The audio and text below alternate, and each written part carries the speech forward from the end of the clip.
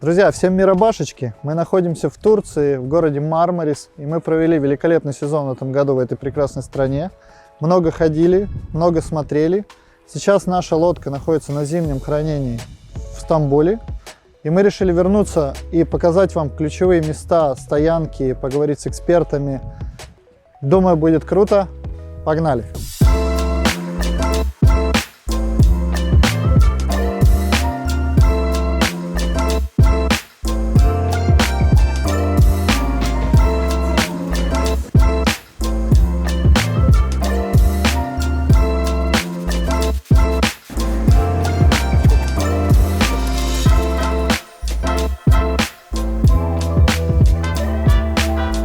Если бы я пиво выпил бы такие.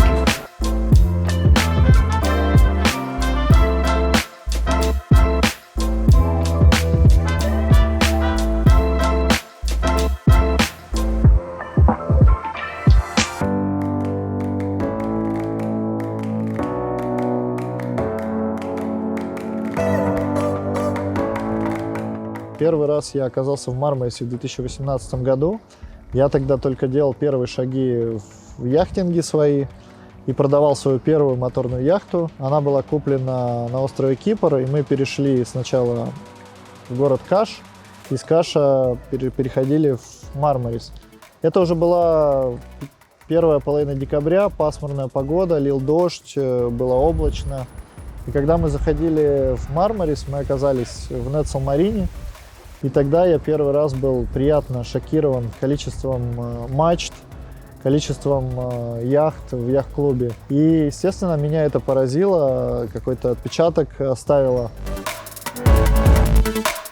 С точки зрения городской инфраструктуры, Мармарис — город с населением где-то 100 тысяч человек, но ежегодно его посещают где-то 1-2 миллиона туристов. То есть в туристический сезон наплыв очень большой. Много туристов, его любят русскоговорящий сегмент, его любят англичане. Сам город достаточно типичный, если вы бывали в туристических курортных городах Турции. Есть большая набережная, вдоль которой расположились кафе, рестораны. Что касается, наверное, таких преимуществ и плюсов Мармариса, это то, что здесь вы получаете не только отдых на море. Здесь отличная зона заповедников природная. Мармарис на самом деле очень выгодно стратегически расположен. Он находится ровно посередине, практически на границе, где соединяется Эгейское и Средиземное море. Отсюда вы можете в равной степени как пойти в сторону полуострова Дача или Бодрума, либо вы можете пойти в другую сторону, и тогда вас будет ждать Гёджик, Каш, Кемер и Анталия. Отсюда можно открыть и закрыть границу. Можно пойти в Грецию, до Родоса порядка 45 миль. Природно и географически он так расположен, что бухта естественная. Здесь можно укрыться от непогоды, переждать ее, получить какой-то необходимый базовый ремонт, срочный ремонт. Опять же, наличие яхт-клубов, их порядка 6 в регионе, в бухте, дают вам достаточно широкий выбор из того, где стоять, где ремонтироваться, либо где зимовать.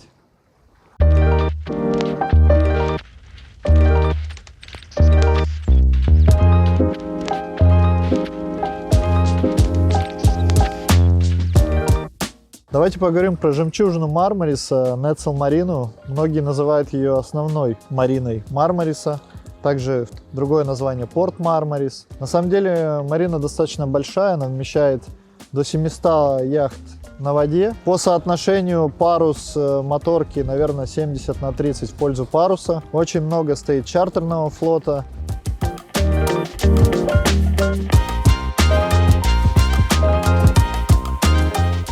К минусам бы я отнес достаточно серьезную заполненность и недешевую цену за стоянку, достаточно маленькую рем-зону, то есть она совсем скромная. Из того, что я видел, но там в основном ремонтируются яхты 50-60 футов, больше я не видел, может быть, они больше и не могут поднять. И место в драйдоке ограничено.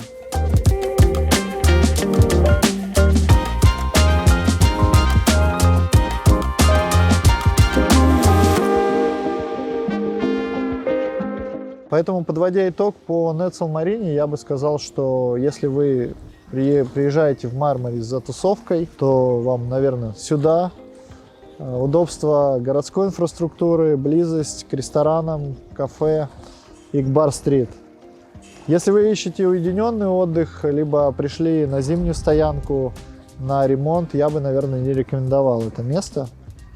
Поэтому вот такое у меня заключение по Нетцел Марине.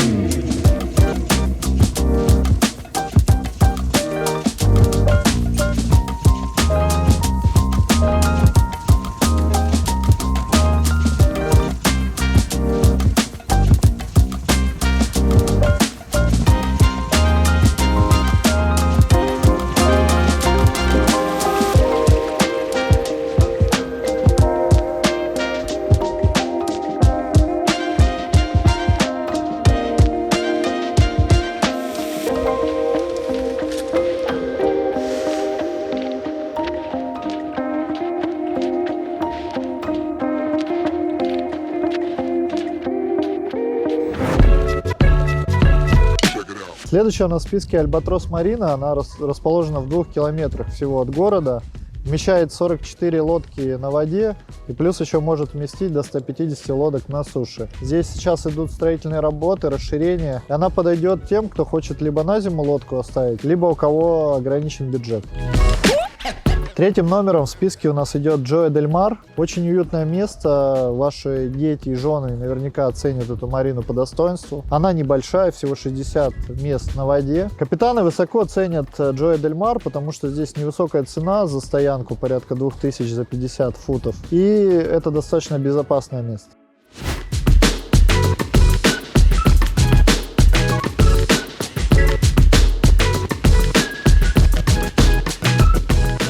Ну и вот мы подошли к Мармарис Йот Марине. Номинально это одна из лучших стоянок в регионе. Она заточена под большие лодки. Находится в 8 километрах от Мармариса. Очень большая собственная инфраструктура, начиная от парковочных мест, прачечной, собственного бара, ресторана и библиотеки и заканчивая огромными возможностями сухого дока, территория бич-клаба, кафе, рестораны. Все это здесь есть, и, в принципе, место заточено под то, чтобы владельцы не уходили и не уезжали отсюда, чтобы все было в доступности.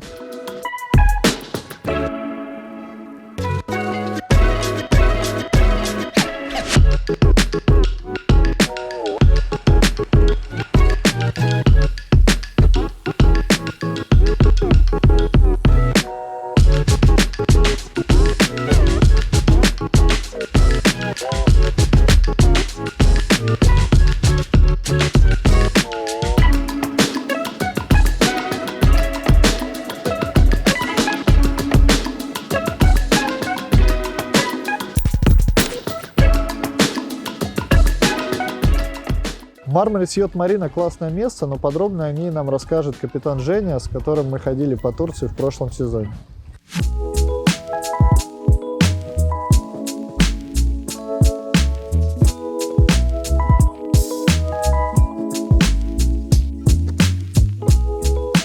Жень, скажи, пожалуйста, какие плюсы и минусы в этой марине вот ты для себя как капитан видишь? Слушай, очень тихая марина, очень спокойная, без шума, без вот этого всей суеты городской. Огромные возможности, если в плане ремонта, огромные возможности здесь. Все, что надо. Чего нет, привезут в течение дня.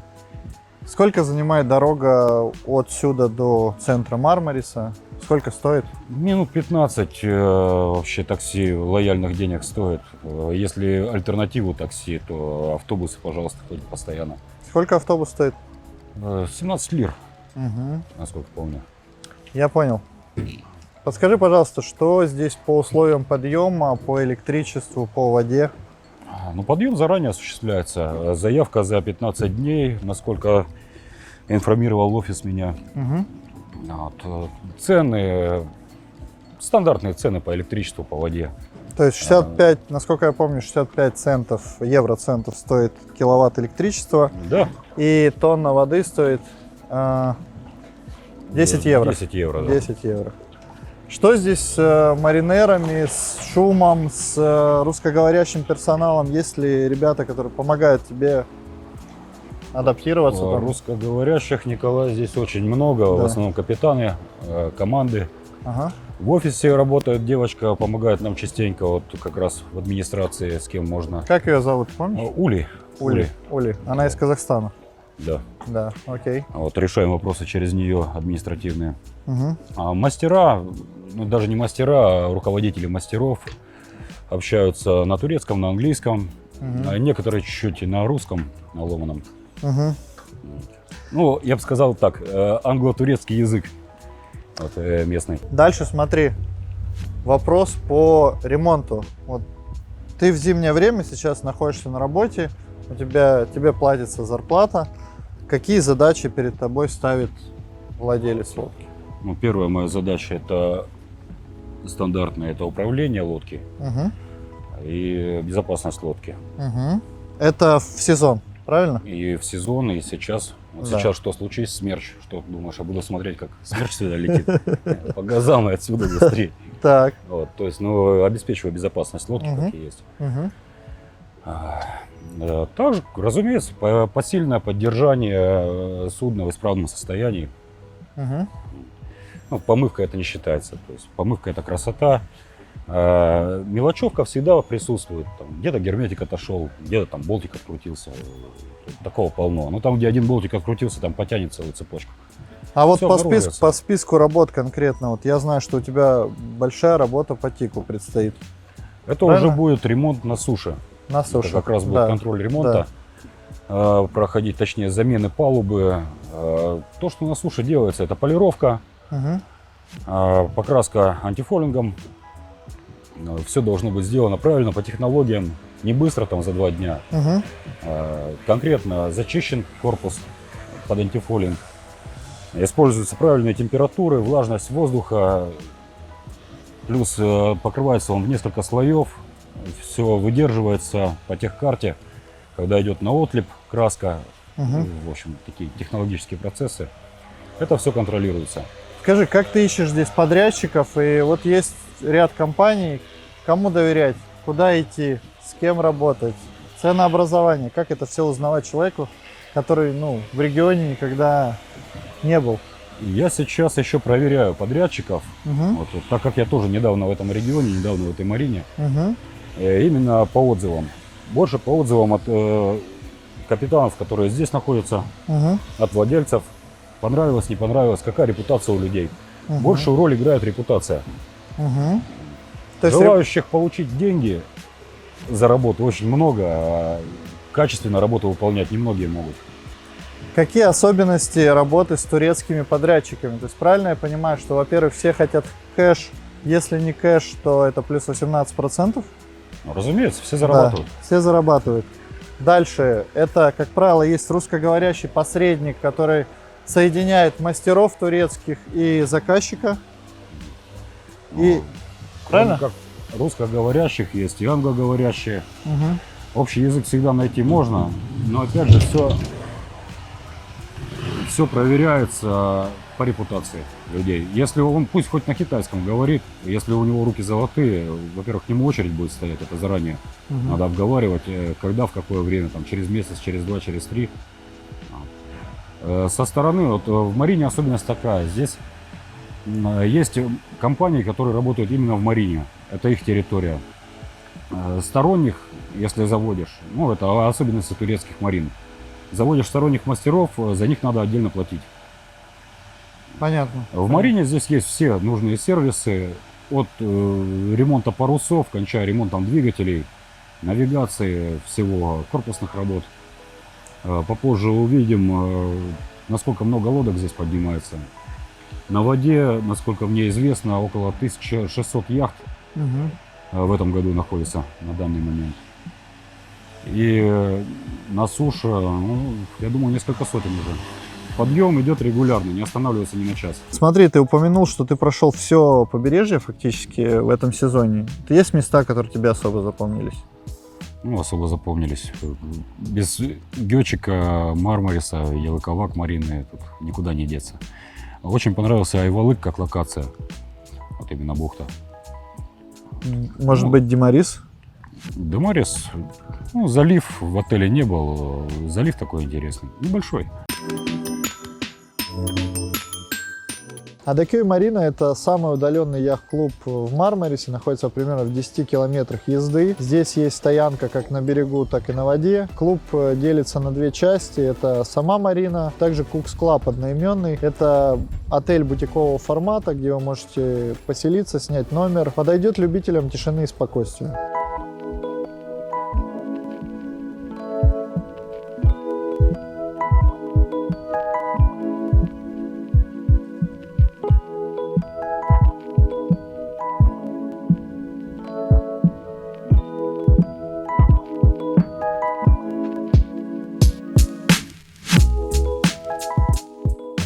Время в баре для нескучных и честных вопросов. Все-таки барная обстановка располагает. Вот скажи, вот сейчас какое-то сумасшествие в Мармарисе происходит по ценам. Вот скажи, как ты здесь организовываешь свой быт? Вот с квартирой историю, насколько цены выросли. Расскажи, чтобы людям просто было понятно. Слушай, ну по ценам тут вообще дичь. Это мне напоминает Сочи времен коронавируса. Ну, вот, когда квартиры, которые за 1,5 миллиона не продавались, начали продавать по 10,5 и по 15. Вот то же самое в Мармарисе из-за наплыва людей. И, скорее всего, эмигрировали сюда эти сочинские риэлторы тех времен. И начинают здесь задирать, вот для нашего брата тут цены космические.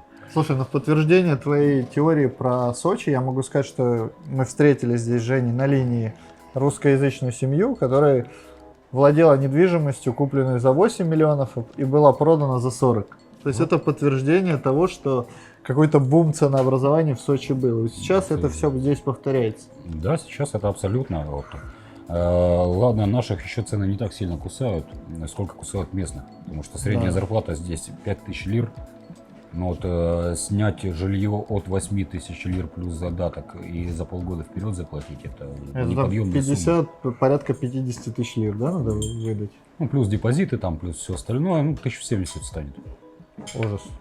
Это на полгода. Скажи, вот ты сейчас за зиму пройдешь определенный путь и опыт с местными подрядчиками по сервису. И если мы оставим твой Инстаграм в описании видео, и молодые яхтсмены, люди, которые только купили лодку, будут сюда приходить и писать тебе: Жень, я посмотрел видео с тобой, вот подскажи, куда двигаться. Вот. Ты к такому лояльно относишься? Лояльно, конечно, абсолютно помогу. Потому что не знаючи, шишек можно наколотить столько, что у некоторых даже отпадает желание потом яхту иметь. Да, да. И первую продать, и вторую покупать тем более. Я так наколачивал шишки себе тоже, когда оказался один в незнакомом регионе без никого. Там шишек набил столько, что... У меня уже было несколько капитанов, и найти своего человека очень сложно. Если...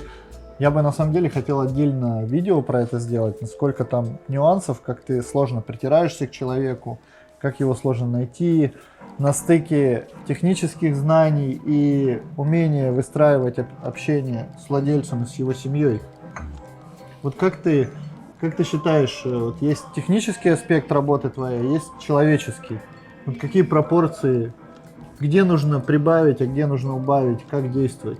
Технический момент никогда убавлять нельзя, но и нельзя переходить ту грань, когда твой шеф, владелец яхты, его семья будут находиться от этого в дискомфорте. Вот именно выбирать золотую середину. То есть в приоритете безопасность, ты делаешь все для осуществления безопасности на борту, а дальше твоя задача — это заботиться о комфорте и отдыхе людей. Это не должно быть как в виде фанатизма. То есть, да. Потому что когда я буду стоять, вот так, допустим, ну не я это точно не буду делать, а какой-либо капитан над владельцем, чтобы он там, не дай бог, не подскользнулся там и там купается, там пошел искупаться, и за ним глаз да глаз, ну человек находится на своей яхте, допустим, это его дом второй. Он там делает, что хочет. Мое дело управлять. Да, разумеется, если заведена, то смотреть, чтобы под винты никто не выпрыгнул. Вот, но обычно такие люди, они методом естественного отбора отбираются и уже к тому времени, там, к моему времени уже не доходят. Да, да. Вот, самое главное, не портить отдых, не доставлять дискомфорт. Ну, То есть ты в каком-то смысле должен делать свою работу, но оставаться практически незамеченным. Да, правильно? Да. Потому что пространство ограничено на лодке, ты в любом случае становишься частью пространства владельца.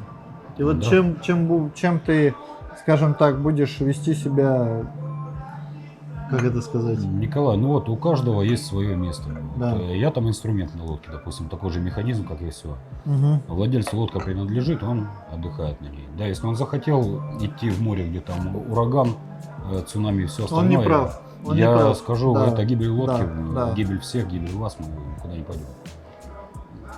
Да, я с Женей абсолютно согласен, что в моменте безопасности и выбора идти или не идти всегда первый голос, решающий за капитана. Да? Потому что сядет капитан, виноват во всем будет капитан. Да, потому что это человеческие жизни, это единица стоимостью несколько миллионов евро. И это большое разбирательство и большая проблема, которая может возникнуть из ничего.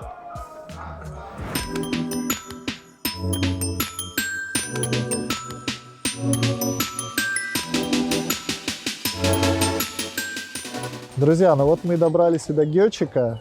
Нас сразу бы поправили турецкие друзья. Гёджика – это яхтенная деревня, расположена в 22 километрах от международного аэропорта Даламан. Гёджик располагается на прекрасной набережной. Здесь очень много уютных, красивых кафе. Здесь есть Риксос, прекрасный отель с хорошим сервисом. Широкий выбор яхт-клубов, где постоять, где поремонтироваться. Место классное и строго рекомендовано к посещению.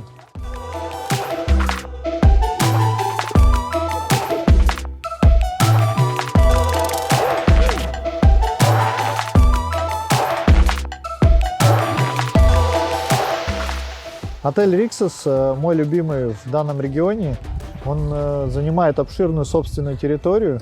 И как только вы попадаете туда, вас встречает русскоговорящий персонал, окружает заботой, предложит выпить приветственный коктейль. Территория очень обширная, есть 2 бассейна, один из них с подогревом, есть собственный спа, есть культурная программа вечерняя, концерты, несколько ресторанов, которые работают по системе а-ля карт. Надо сразу уточнить, что отель работает по системе Adults Only, то есть в летнее время сюда невозможно приехать с детьми, к сожалению. Также у отеля есть свой собственный пляж, он называется Secret Beach. Туда можно добраться на трансфере от причала отельного. Есть отдельная категория Rixos Prime, где вы можете арендовать виллу как на одну семью, как и на несколько семей, 5-комнатную. В принципе, бодрое, классное место.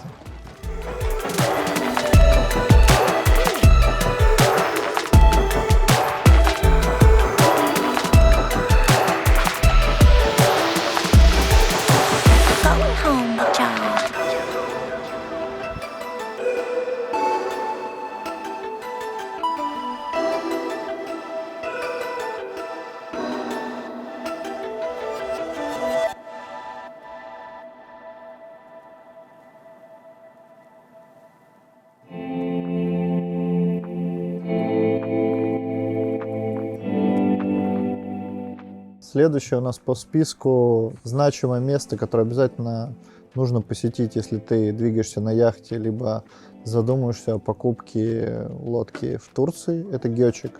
Для меня это одно из любимых мест в Турции. И у него есть ряд классных преимуществ. Первое преимущество – это близость к аэропорту. Всего 20 километров от Даламан, аэропорта международного, и вы оказываетесь здесь. Второй плюс по сравнению с Мармарисом – это наличие отелей более высокой категории. Например, мы начинали свой сезон в начале апреля именно здесь, в отеле Rixos Club Premium. Сейчас мы находимся на отдельном закрытом пляже Rixos Prime, где можно арендовать виллу, как семейную виллу, так и пятикомнатную большую. Сюда есть трансфер от отеля. В принципе, здесь все классно, белый песок, прозрачная вода. Рядом Marine Turk Marina. И в целом Гёчик для меня это более понятная яхтенная история. Здесь более уютно по сравнению с Мармарисом. Здесь меньше людей. Здесь такая более семейная, разряженная обстановка.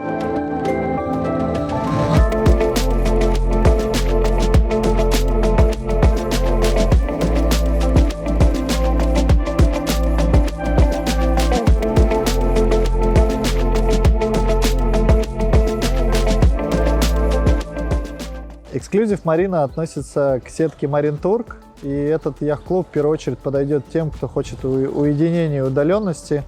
Расположен в 10 минутах езды от центра Гёчика и принимает яхты от 18 метров.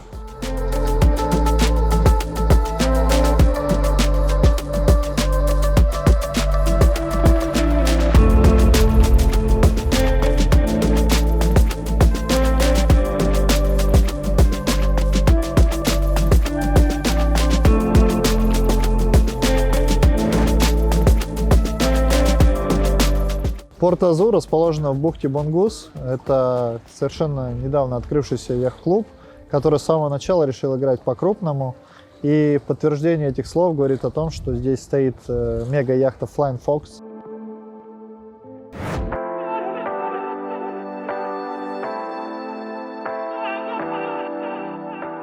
Marine Turk Village Port – это яхт-клуб с широкой инфраструктурой. Это сетка яхтенная.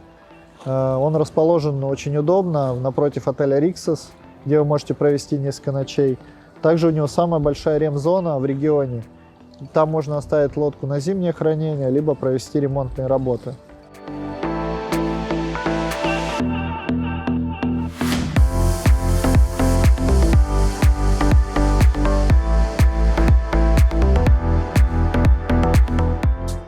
Скопия Марина – это яхт-клуб для суперяхт. Она готова принимать на постоянную стоянку лодки от 35 метров.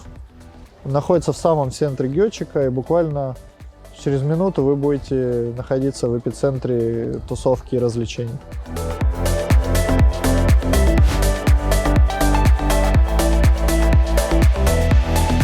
Гёчик Марина – это бывшая муниципальная марина города. Находится за Скопией Мариной, также очень с удобной доступностью к центру города.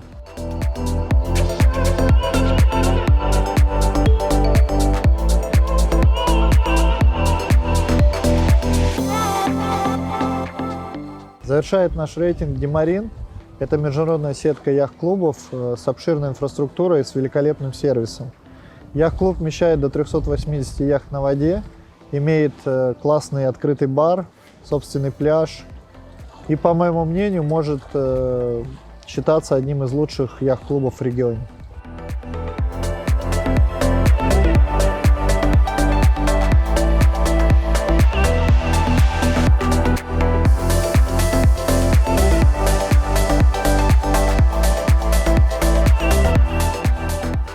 Ну что, эксмены, мы показали вам яхтенную инфраструктуру Мармариса и Гёчика.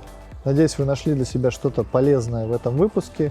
Если вам понравилось, ставьте палец вверх, подписывайтесь и до встречи в новых видео на канале.